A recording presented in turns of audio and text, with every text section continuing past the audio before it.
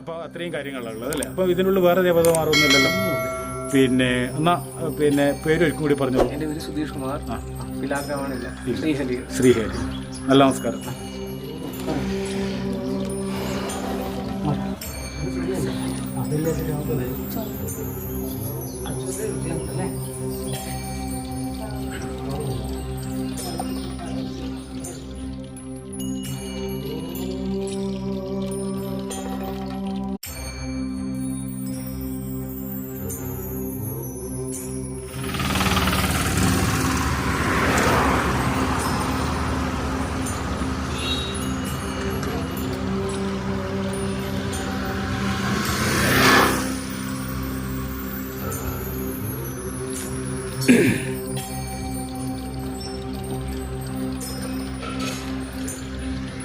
പ്രിയ ഗുരുജനങ്ങളെ, നല്ല നമസ്കാരം.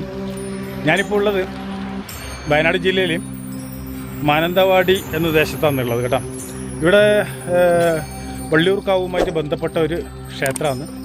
ചാമുണ്ടീശ്വരിയും പിന്നെ ഭദ്രകാളിയുമാണ് ഇവിടെ ഇരിക്കുന്നത്.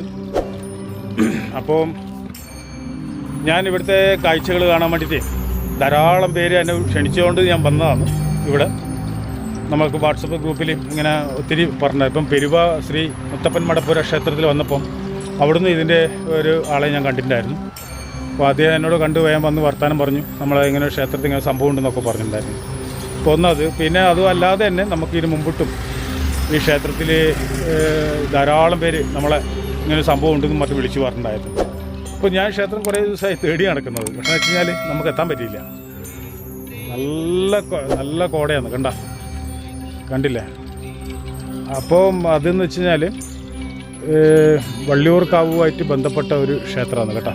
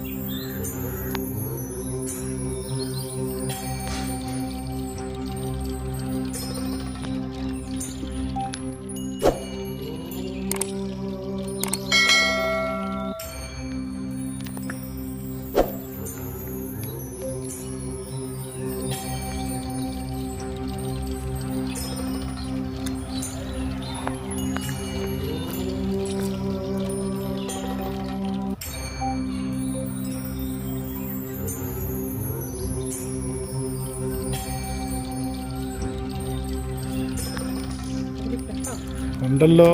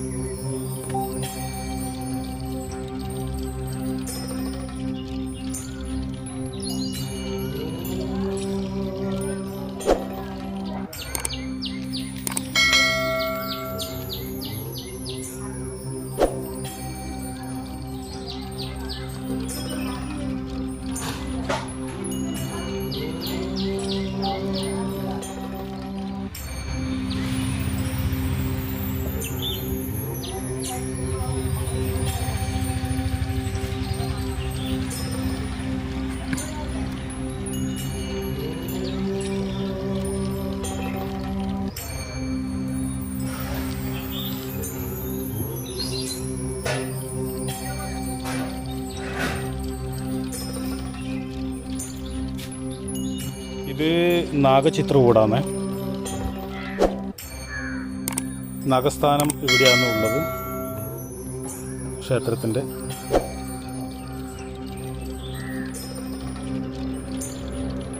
ശരിക്കും അതീവ പോസിറ്റീവ് എനർജി ശരിക്കും നല്ലോണം ഉണ്ട് കേട്ടോ. പിന്നെ ഇവിടുത്തെ കമ്മിറ്റി ഭാരവാഹികളെ ആ ഒരു പ്രവർത്തനവും അവരാ പെരുമാറ്റവും ഒന്നും പറയണ്ട. ഞാൻ ഇന്നലെ വന്നപ്പം തന്നെ ചെയ്യണം തോന്നിയത് ഒരു പ്രത്യേകത അതുകൊണ്ടാണ്.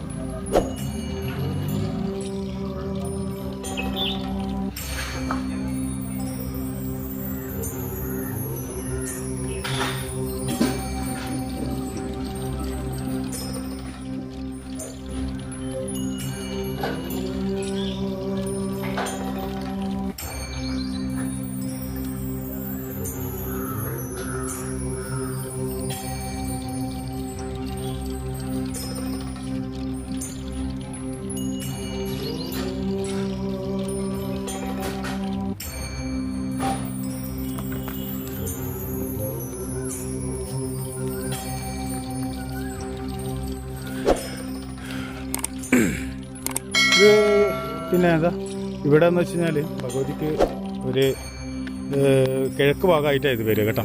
ഭഗവതിക്ക് ഇവിടെ ഈ സ്റ്റെപ്പ് കെട്ടാൻ വേണ്ടിയിട്ടാണ് ഒന്ന് മെയിനായിട്ട് അത്യാവശ്യമായിട്ട് നിങ്ങളെ സഹായം ആവശ്യമുള്ളത്.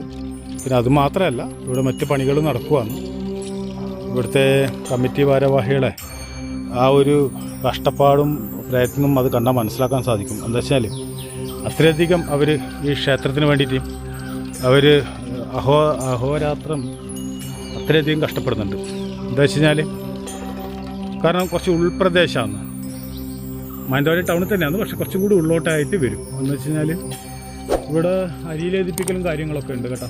നവരാത്രി നാളിൽ നവരാത്രി നമുക്ക് വിശദമായിട്ട് നമുക്ക് ഇതിൻ്റെ അധികാരികളോട് ചോദിച്ച് മനസ്സിലാക്കാം. പിന്നെ ഇവിടുത്തെ ശാന്തിയോട് നമുക്ക് ചോദിച്ച് മനസ്സിലാക്കാം. താഴോട്ടേക്ക് ഒരു ഇതേ ക്ഷേത്രത്തിൻ്റെ ഒരു കുളവും ഉണ്ടായിരുന്നു, പക്ഷെ അതൊക്കെ മൂടിപ്പോയി.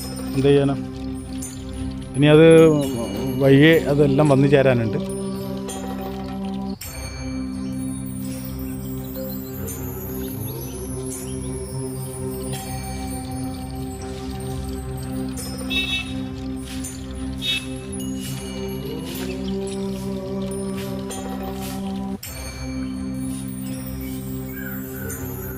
നല്ല കോടയാണ് കേട്ടോ, അതുകൊണ്ട് നിങ്ങൾക്ക് ചിലപ്പോൾ ക്ലിയർ ഉണ്ടായിന്ന് വരില്ല.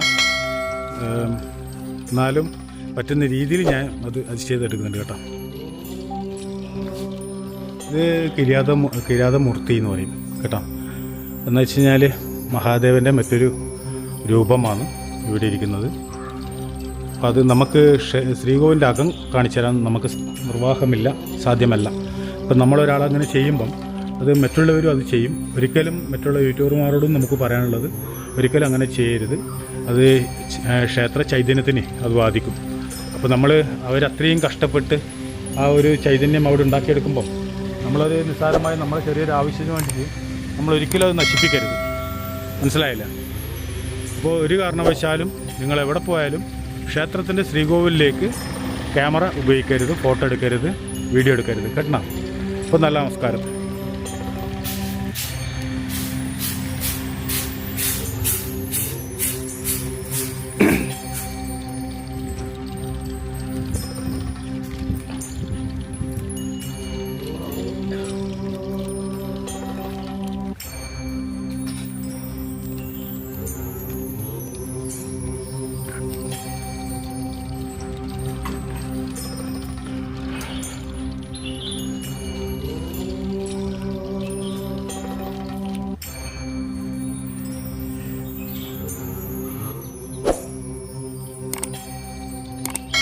ഇത് വള്ളിയൂർക്കാവുമായിട്ട് ബന്ധപ്പെട്ട ഒരു ക്ഷേത്രമാണ് കേട്ടോ.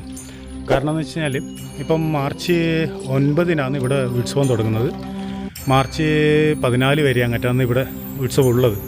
അപ്പോൾ അതിനിടയിൽ ഇവിടുന്ന് വാള് കൊണ്ടുപോയി കഴിഞ്ഞാലാണ് വള്ളിയൂർക്കാവിൽ അവിടുത്തെ ഉത്സവം ആരംഭിക്കുന്നത്. മനസ്സിലായില്ല? അപ്പം ദയവായി കാണുക. ബാക്കിയുള്ള വിശേഷ വിവരങ്ങളൊക്കെ നമുക്ക് ചോദിച്ച് മനസ്സിലാക്കാം കേട്ടോ. നമുക്ക് അറിയുന്ന കുറച്ച് കാര്യങ്ങളാണെന്ന് ഞാൻ നിങ്ങൾക്ക് പറഞ്ഞ്. ഇതാ ശ്രീകൃഷ്ണ പരുന്ന് വന്നിട്ടുണ്ട് കേട്ടോ. എന്താ കണ്ടില്ല?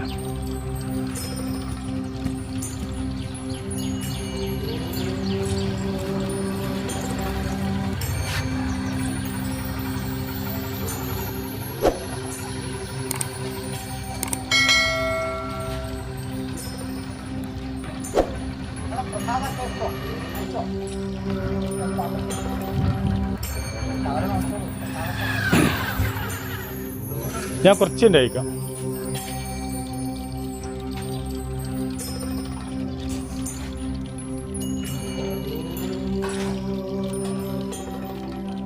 ഇത് ക്ഷേത്ര വഴിപാടിനെ പറ്റിയിട്ടുള്ള ഇതാണ്. ഓരോ ദേവതക്കും ചെയ്യേണ്ട വഴിപാടിനെ പറ്റിയിട്ടുള്ളതാണ്.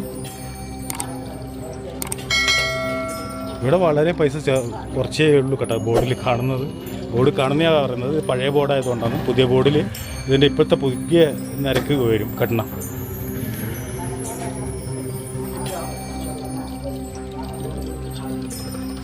ഇവിടുത്തെ ഓരോ ദേവതയ്ക്ക് ചെയ്യേണ്ട കാര്യങ്ങളാണ് ഇവിടെ വെച്ചിട്ടുള്ളത്.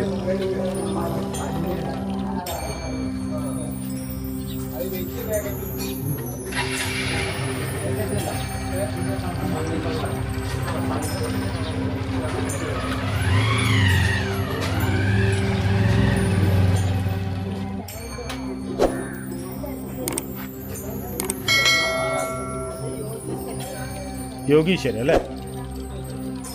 ഇത് യോഗീശ്വരനാണ്.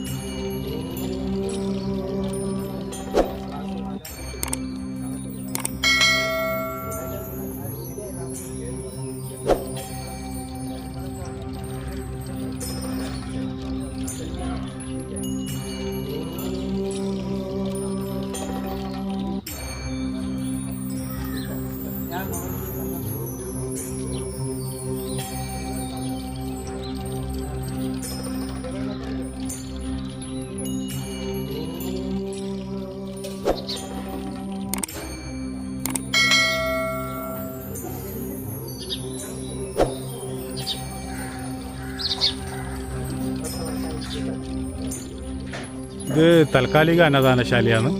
നമ്മൾ ഈ അന്നദാനശാല വേഗം ഒന്ന് ഉണ്ടാക്കാൻ വേണ്ടിയിട്ടാണ് നമ്മളും കഷ്ടപ്പെടുന്നു. അപ്പം അതെ അപ്പുറം ഉണ്ടാക്കാൻ വേണ്ടിയിട്ട് ഉള്ള ഒരു വലിയൊരു 2 നില കെട്ടിടമായിട്ടാണ് ഉദ്ദേശിക്കുന്നത്. താൽക്കാലികമായിട്ട് ഇവർ ഭക്തജനങ്ങൾക്ക് ഒരു ബുദ്ധിമുട്ട് വരാതിരിക്കാൻ വേണ്ടിയിട്ട് ചെയ്തതാണ് കേട്ടോ. അപ്പോൾ നമുക്ക് ചോദിച്ച് മനസ്സിലാക്കാം.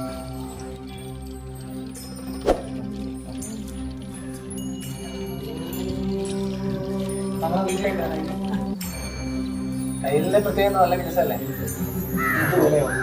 നല്ല ആളാ ചെയ്യുന്നത് എടുപ്പാണ്. സങ്കടം തോന്നില്ല, പറഞ്ഞു കൊടുക്കാം. ഗുരുതരമായ രോഗങ്ങളൊന്നുമില്ല, മുട്ടൊക്കെ നിൽക്കാം, ഒരു ഇടമേലും ചെയ്യുന്ന സാധനം